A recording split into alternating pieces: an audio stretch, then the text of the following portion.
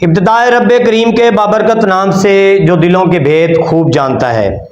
नाज़रीन, आपका मेज़बान मलिक साजिद एक बहुत ही काबिल एहतराम और मोअज़्ज़ज़ शख्सियत के साथ आपकी खिदमत में हाजिर है। आज के हमारे स्टूडियो में जो मेहमान मौजूद हैं वो किसी तारुफ के मोहताज नहीं हैं। वकालत के अंदर उनका अपना एक मकाम है और उनके काम ने मुल्तान में बताया कि काम किस तरह होता है।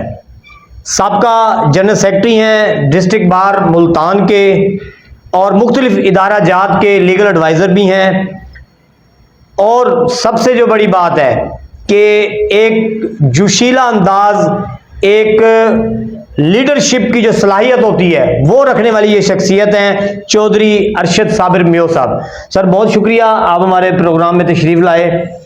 अरशद साहब, पाकिस्तान के अंदर एक हनी ट्रैप के हवाले से बहुत सारे स्कैंडल्स आ रहे हैं और मैं आज ही एक तारीख पढ़ रहा था कि हनी ट्रैप जो असल इजाद है वो यहूदियों की है, इसराइल की है। वो जब पुराने दौर के अंदर जब वो जंगें नहीं जीत पाते थे तो फिर वो ख़वातीन को पेश करते थे और उसको भी हनी ट्रैप कहा जाता था।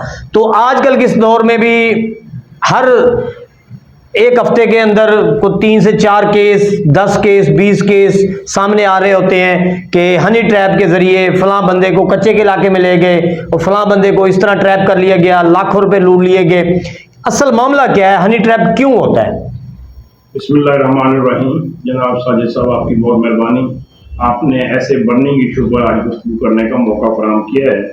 यकीनन हम सब मुआशरे का हिस्सा हैं और मुआशरे में पनपने वाली हर बुराई से हम मुतासर होते हैं बेशक। और हमारी आने वाली नस्लें भी जो है इस चीज़ का फिर खमियाजा भुगतती हैं। हनी ट्रैप, जैसे कि आपको नाम से अंदाजा हो रहा है कि ट्रैप, बिलखसूस ट्रैप जो है वो किसी को फंसाने वाली बात है और हनी जो है आपको पता है उसमें मिठास की बात है।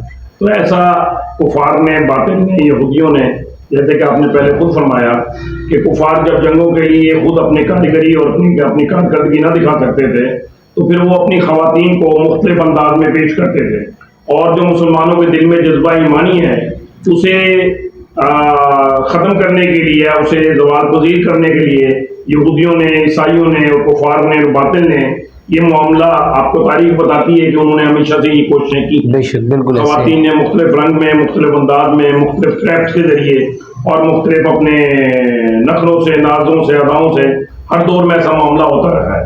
तो अभी पाकिस्तान में भी ये मामला जो है दूसरे सेंस में और दूसरे अंदाज में आया है कि ख़वातीन जो यहाँ के क्रिमिनल्स हैं, जो रैंपेश अफराद हैं, उन्होंने मिलकर कुछ लोगों का गैंग बनाया जिसमें बदनसीबी से मैं माफ़ी चाहता हूँ अपनी कम्युनिटी से भी कुछ दोस्त पुलिस के भी इन्वॉल्व हैं और कुछ दोस्त जनाब अली उसमें SHO, सब इंस्पेक्टर्स या some other officials are also involve in that criminal activities और उसमें कुछ खवातीन इन्वॉल्व हैं। फिर बदनसीबी कुछ वकलाजात के बारे में भी कुछ खबरें आ रही हैं बिल्कुल ऐसे, वो भी जो है उनकी सरपरस्ती करते हैं